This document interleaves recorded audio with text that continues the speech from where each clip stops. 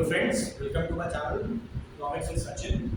Today we are going to start with the chapter Introduction of Class 12 Macroeconomics, right?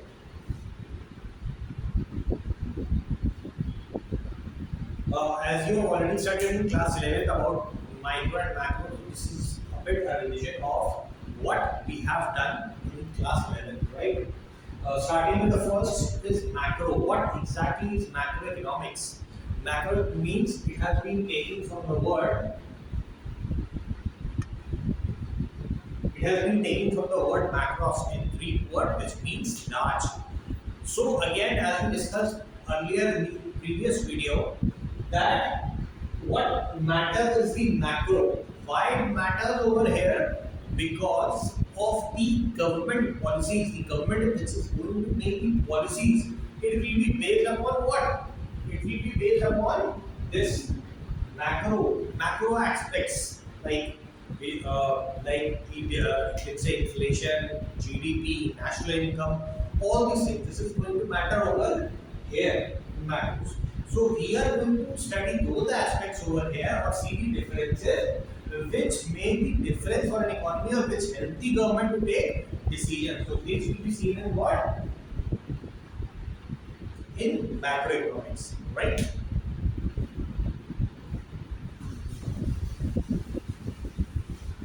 Now we have some differences between micro and macro. What these differences are? Let's see.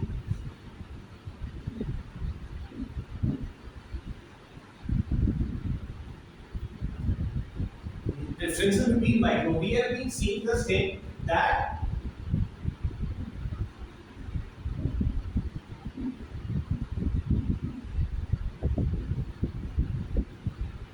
two things are there: scarcity and resources, right? First difference between micro and macro is what? In scarcity, you look at both in micro and macro, we look at both the aspect of scarcity and resources. In micro, what we look at this at the individual level when we are talking about scarcity and resources. On the other hand, when we are talking about macro, we look again at the scarcity and the resources, but at which level? We look at the macro level. Macro level means on a larger scale, right?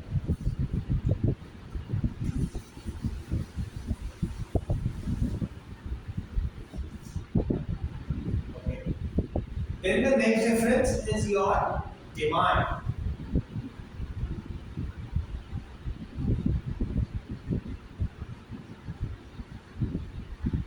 We see demand and supply. Whole economics is based upon demand and supply. Looking at the micro level, when we're talking about the micro level, what we see demand and supply at the individual level.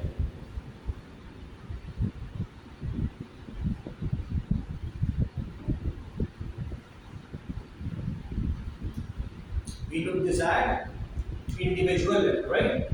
When we are talking about macro, we look at this what? In this.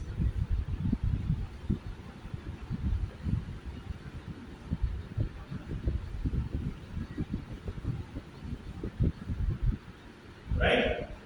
We look at it aggregate demand and aggregate supply when we are talking about macro.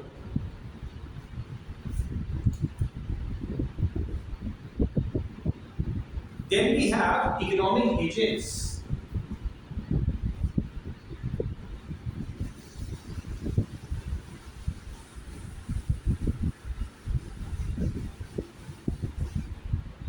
Now, what are these economic agents?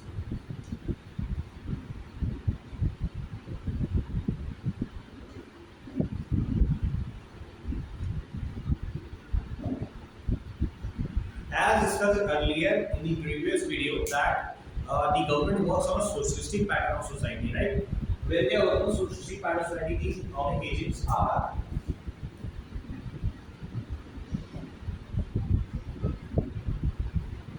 forms like this. Fine, they are the government bodies which work as a regulator as well as work for the welfare of the economy as well. So these are your economic agents.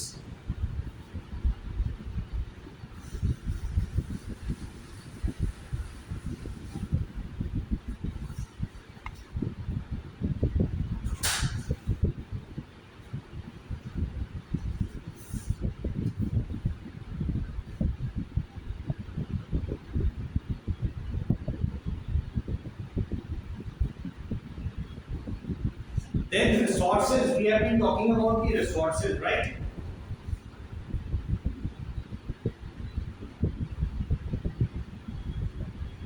Resources, the question, okay, that satisfy the scarcity and all these things. The resources are able to satisfy.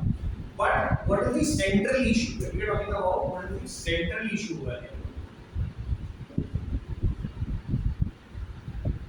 Central issue over here in resources is that there should be proper allocation of resources. This means whatever we are having, it should be put to the best use. Like for example, whatever product as a consumer we are purchasing, so what do? We try to get maximum utility out of it, right? We try to get maximum utility out of it. Same is the case over here when we are allocating our resources. What we want? We want that we should get the best and maximum out of it. That is allocation of resources.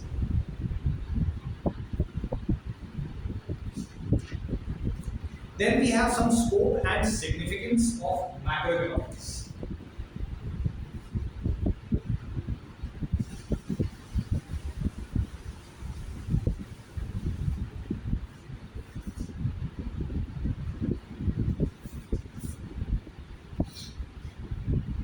First, it helps in estimation of national income. As discussed earlier also,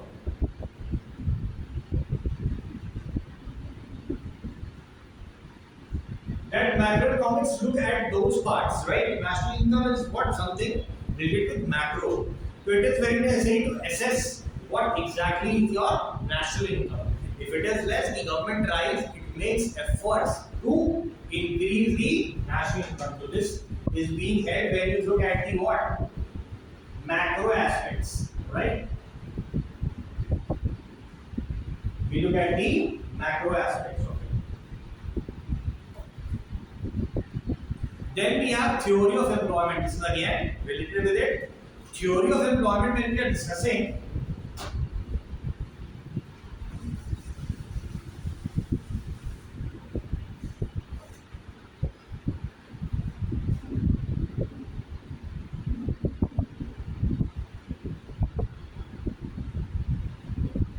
this is very important. Employment. Why this is important? Because whatever the employment is in the country, what will happen? Because of this, people will get money, and when they get money, there will be demand. And according to demand, what will be there? Supply will be there. This means producer. This means this is a very important factor which is being again studied in the macro employment, undoubtedly. Then we have theory of money, how much money is issued, every currency, how much new currency is being issued at all.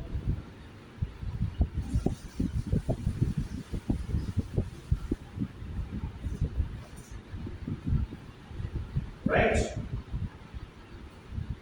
All this is being controlled by the RBI. How much currency is to be issued and what is the circulation of money in the economy.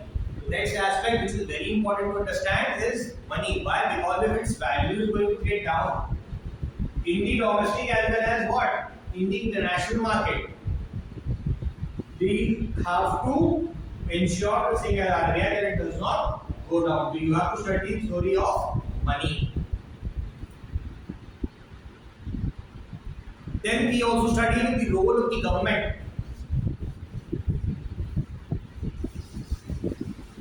Look, RBI is a statutory company. What is a statutory company? Which is formed by the special bill which is passed in the parliament. This means it has special powers, but that does not mean that RBI functions single-handedly. It functions with the government. So both have the objective of stabilizing the economy as well as moving forward, right? So it helps the government maintaining their budget, like what are their expenses, what are their incomes, how they have to increase, how they have to increase. Their objective is how to increase the income and how to reduce the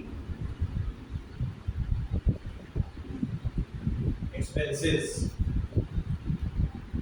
Then we have not only just we discussed, we have not only to manage domestically, it is the work of the RBI, not only to manage domestically, but also to manage in the international market.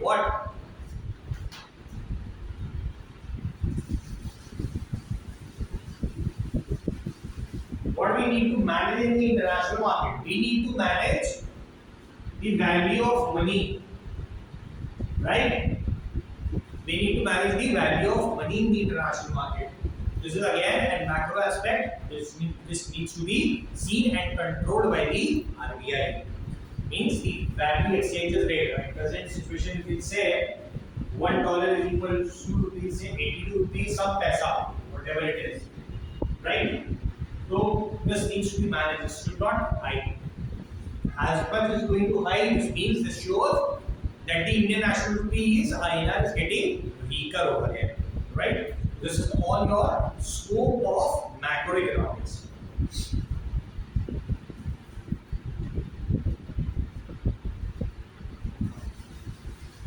The next aspect which we look at is the significance.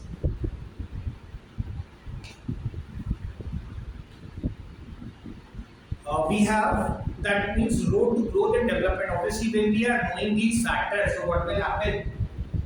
When we are knowing these factors, these macroeconomic factors, what we will do, we will pave our growth, pave our way for the growth of the economy, right? Just we discussed that not only the growth, we don't have to see only the growth of the economy. We have to see what? The stability as well. There should be stability as well. Again, the issue of value of money discussed. But if it is 82, effort should be made that it goes below that or stays there. But it should not hike over there, right? Next very important factor is the balance of payment.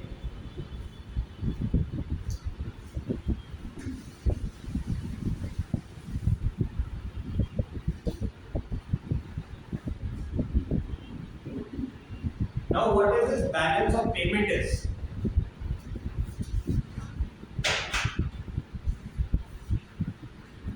Balance of payment means when any country is doing business with other, fine, and what are the economic transactions they are doing with the rest of the world.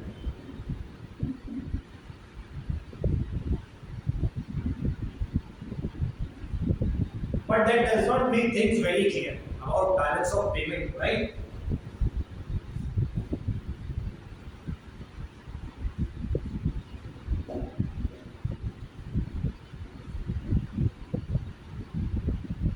So what it is? Balance of payment is basically where the government is keeping an account,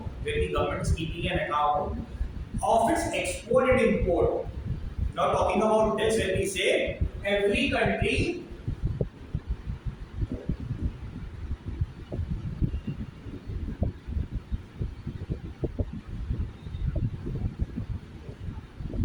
right? Every country wants its export should be more and import should be less. This means that if any country does not want that a money flow should be money which is flowing outside the country should be good. How you can control when you have higher exports and lesser of imports.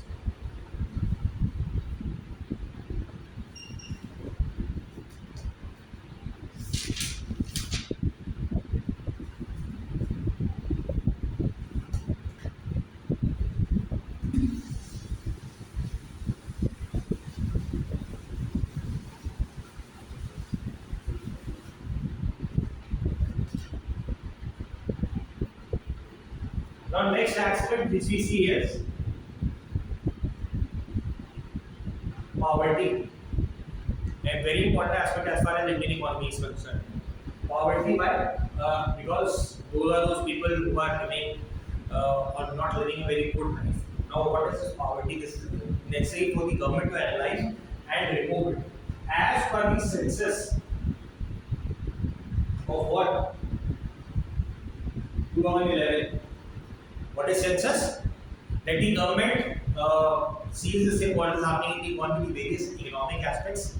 That is called as census, which is done in every what?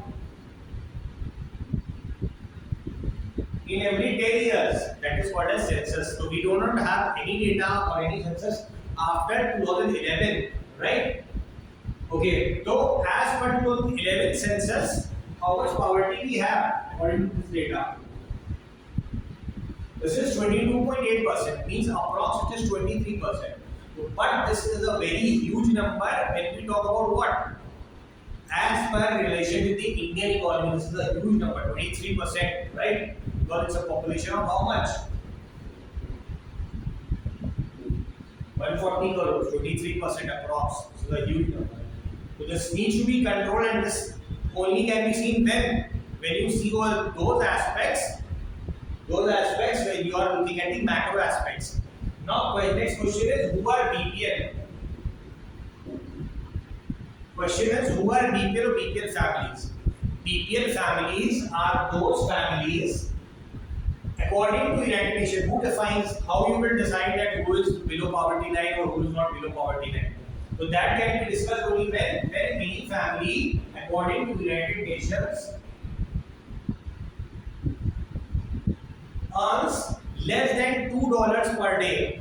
Almost all international transactions are defined in terms of dollars, and that is also US dollars. So any family who is able to earn less than $2 per day is considered to be a BPL, that is below poverty line, right? Now, accordingly, you can say in present time who is earning less than 164 rupees per day will be considered as a BPL family. So this was your scope and significance of macroeconomics. This is the video for today. Please do subscribe and like to my channel. Thank you.